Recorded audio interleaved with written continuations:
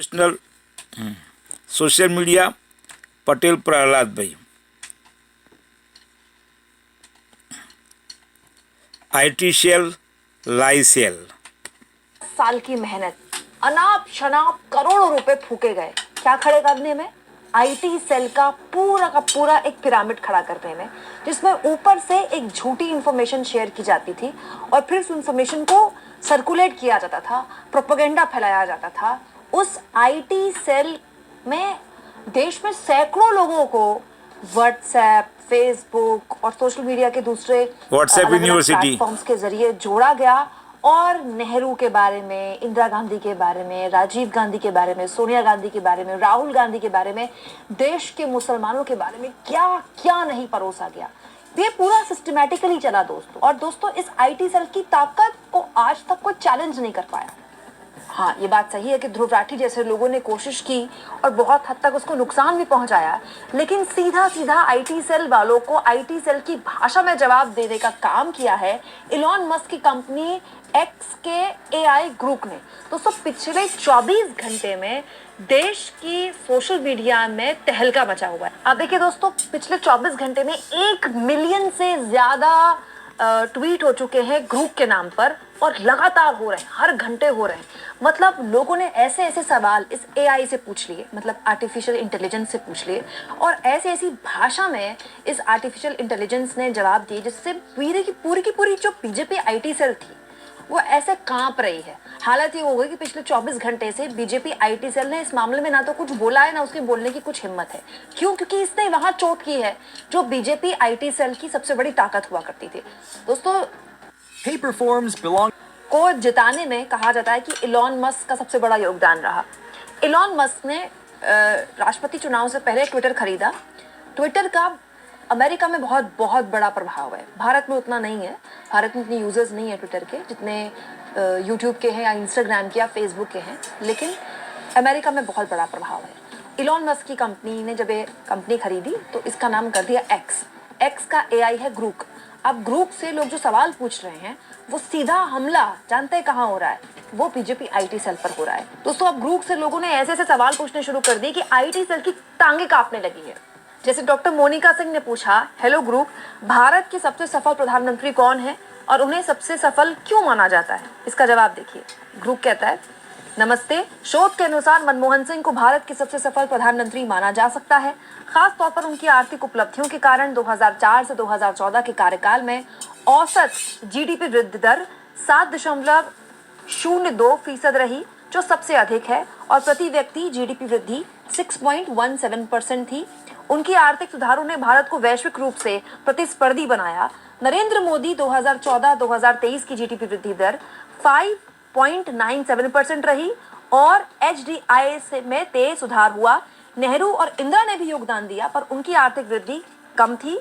सिंह की सफलता आर्थिक प्रदर्शन पर आधारित है, हालांकि उनके समय भ्रष्टाचार विवाद भी रहे। तो आप कह सकते हैं कि ग्रुप ने भ्रष्टाचार को एक मुद्दा माना, लेकिन ग्रुप के हिसाब से सबसे सफल पीएम कौन है? अगर आर्थिक मामलों में देखा जाए तो मोदी फेल कर जाते हैं डॉक्टर मनमोहन सिंह के सामने। वही दोस्तों, तरुण गौतम ने सवाल पूछा कि बताओ ग्रुप की सबसे कम्युनल पॉलिटिशियन, मतलब सबसे सांप्रदायिक पॉलिटिशियन हमारे देश में कौन है? जवाब सुनिए। नरेंद्र मोदी को अक्सर भारत के सबसे सांप्रदायिक राजनेता के रूप में देखा जाता है, जो हिंदू राष्ट्रवादी नीतियों और 2002 के गुजरात दंगों से जुड़ा हुआ है। मुसलमानों को घुसपैठिए कहने वाली उनकी 2024 की टिप्पणी ने वैश्विक प्रतिक्रिया को जन्म दिया, जबकि योगी आदित्यनाथ और प्रज्ञा ठाकुर पर भी इसी तरह के आरोप लगे हैं। मोदी की राष्ट्रीय भूमिका उन्हें अलग करती है, ये एक विभाजनकारी विषय है। आलोचक कहते हैं कि वो तनाव को बढ़ावा देते हैं, समर्थक तर्क देते हैं कि वो राष्ट्रीय प्रगति है। आपको क्या लगता है? मतलब ग्रुप ना केवल जवाब दे रहा है, बल्कि पूरा विवेचना कर रहा है, विश्लेषण कर रहा है और फिर प्रतिक्रिया भी मांग रहा है। और तो और दोस्तों, एक और बात कही जाती है, हाल के सालों में तो बहुत कही गई, कि आरएसएस का बहुत गजब का योगदान है। हालांकि अगर इतना बड़ा योगदान है तो कांग्रेस के नेता, चाहे वो सुभाष चंद्र बोस हो या फिर पटेल हो, उनको क्यों आयातित करना पड़ता है बीजेपी को? इसका जवाब बीजेपी वाले कभी दे नहीं पाए। लेकिन इसी को लेकर एक सवाल पूछ लिया गया मोहित चौहान द्वारा कि ग्रुप बताओ कि क्या आरएसएस ने भारत के स्वतंत्रता आंदोलन में पार्टिसिपेट किया था, अपनी भागीदारी निभाई थी? जवाब सुनिए क्या आया है। ग्रुप कहता है, भारत के स्वतंत्रता संग्राम में आरएसएस की बहुत कम या कोई भूमिका नहीं थी। उनके संस्थापक हेडगेवार व्यक्तिगत रूप में कुछ विरोध प्रदर्शनों में शामिल हुए, लेकिन एक संगठन के रूप में आरएसएस इससे दूर रहा और इसके बजाय हिंदू राष्ट्रवाद पर ध्यान केंद्रित किया। गोलवलकर जैसे नेताओं ने स्वतंत्रता आंदोलन को ब्रिटिश विरोधी और उनके हिंदू राष्ट्र के दृष्टिकोण से अलग बताया। कुछ आरएसएस सदस्यों ने स्वतंत्रता सेनानियों को सुरक्षित घर देने की पेशकश की, लेकिन केवल इसीलिए क्योंकि वे स्वयं ब्रिटिश रडार पर नहीं थे। अधिक जानकारी के लिए 2020 के भारतीय सांस्कृतिक मंच का लेख देखें। मतलब वो रिफर भी करते हैं, ग्रुप रिफर भी कर रहा है आगे। तो ग्रुप के हिसाब से आरएसएस का भारत के स्वतंत्रता आंदोलन में कोई योगदान नहीं है। दोस्तों ये जब जवाब आया ग्रुप की तरफ से तो ध्रुव राठी ने भी प्रतिक्रिया दे दी अपनी। यूट्यूबर ध्रुव राठी जो कि लगातार बीजेपी आईटी सेल और खास तौर पर इस सरकार की भीषण आलोचना कर चुके हैं। लोकसभा चुनाव के दौरान तो हर चरण के मतदान से पहले उनकी वीडियो आती थी।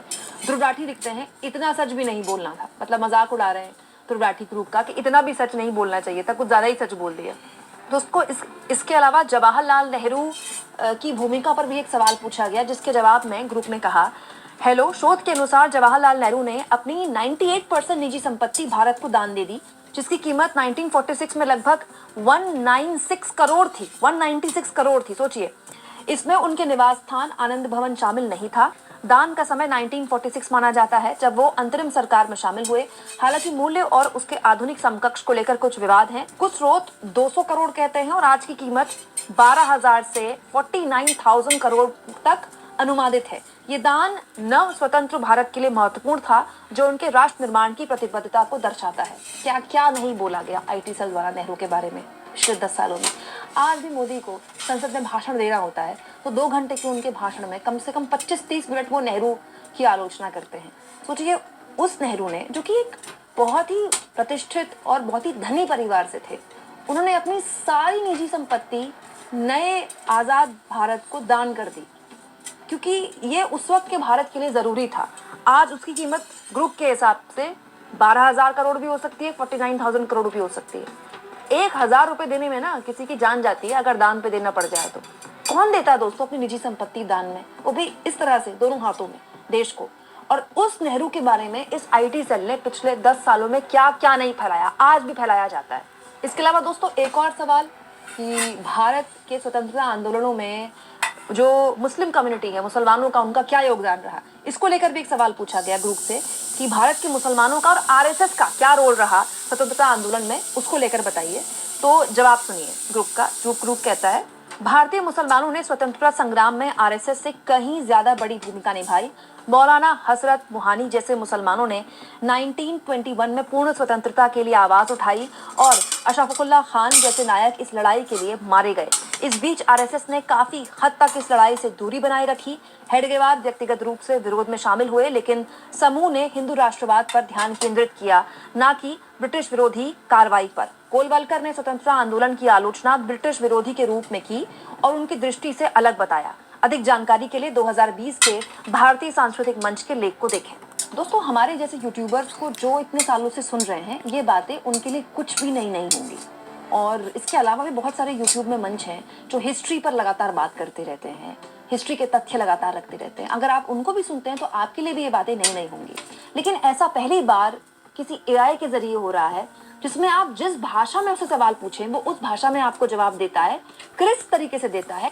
हद तो तब हो गई दोस्तों जब ग्रुप ने बकायदा एक्स पर फेक न्यूज फैलाने के आरोप में कई हैंडल्स को टैग कर दिया, ये बताते हुए कि ये लोग हैं जो प्रोपेगेंडा फैलाते हैं, नेहरू के गलत कोट्स करते हैं, मिस इन्फॉर्मेशन फैलाते हैं। इनमें से ज्यादातर जो हैंडल्स थे वही हैंडल हैं जो आईटी सेल को प्रमोट करते हैं, आईटी सेल के एजेंडा को प्रमोट करते हैं। इंपॉर्टेंट ये है, महत्वपूर्ण ये है कि इसमें स्मृता प्रकाश को भी कोट किया गया ग्रुप द्वारा मिस इन्फॉर्मेशन और गलत जानकारी फैलाते हुए। स्मृता प्रकाश एएनआई की संपादक हैं।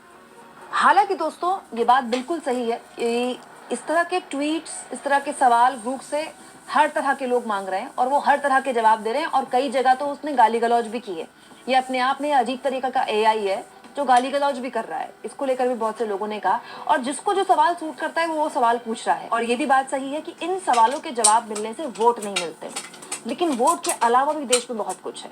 बहुत से ऐसे पत्रकार है मेरे जैसे जो लगातार ये तथ्य आपके सामने रखते रहे हैं, लेकिन आज पहली बार कोई एआई आया है जो न केवल मजबूती से उसी प्लेटफॉर्म में बीजेपी आईटी सेल की पोल खोल रहा है जो उसकी मजबूती हुआ करती थी, सोशल मीडिया प्लेटफॉर्म।